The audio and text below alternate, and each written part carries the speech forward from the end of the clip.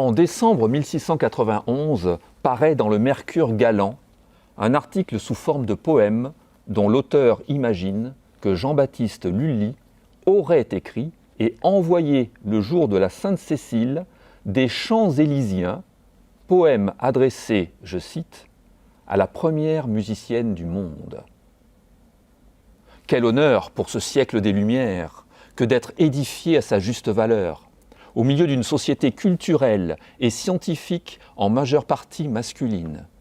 Beaumarchais, d'Alembert, Diderot, Lully, Marivaux, Molière, Montesquieu, Racine, Rousseau, Voltaire, Élisabeth Jacquet de la Guerre apparaît comme la seule femme compositrice dans le cercle intellectuel qui illumina le règne de Louis XIV, auprès de femmes de lettres telles que Madame de Scudéry, Madame de Lafayette et Madame de Sévigné. Elle écrit à 22 ans un premier recueil de pièces pour clavecin, dont la partition ne fut retrouvée qu'à la fin des années 1970. Voici le prélude de la première suite en ré mineur.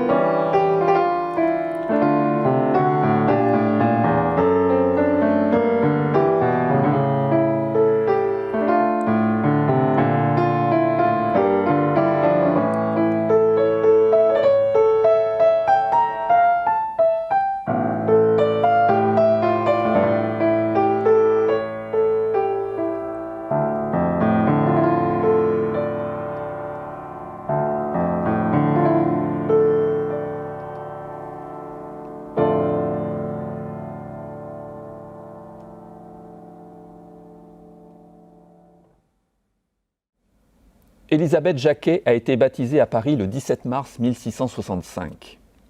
Son grand-père est facteur de clavecin. Son père également, tout en étant titulaire des orgues de l'église Saint-Louis en Île.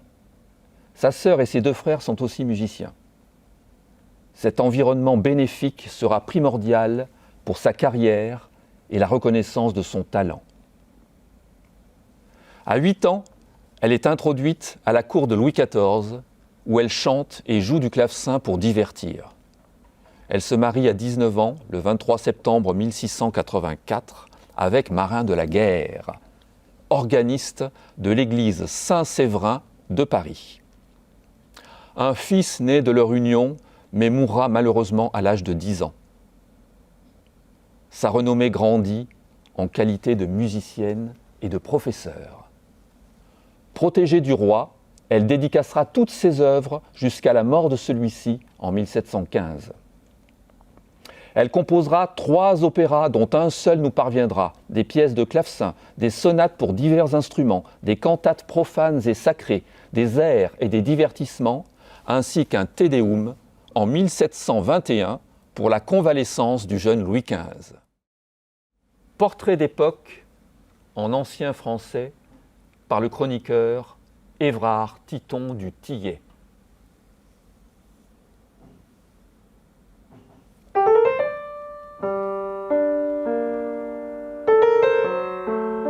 À peine avoit-elle 15 ans qu'elle parut à la cour. Le roi eut beaucoup de plaisir à l'entendre jouer du clavecin, ce qui engagea Madame de Montespan à la garder 3 ou 4 ans auprès d'elle pour s'amuser agréablement.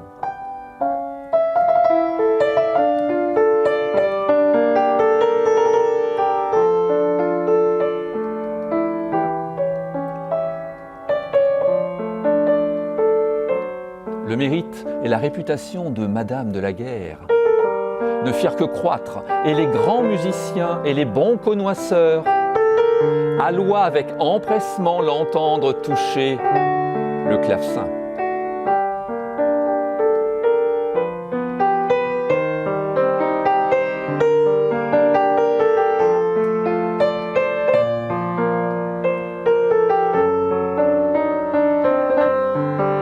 Elle avoit surtout un talent merveilleux pour préluder et jouer des fantaisies sur le chant.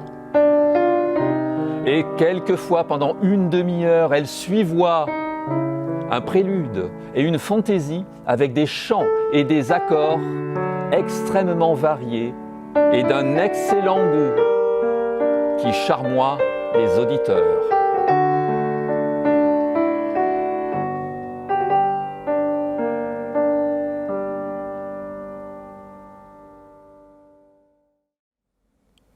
Que d'éloges, que de tempérament, que de talent.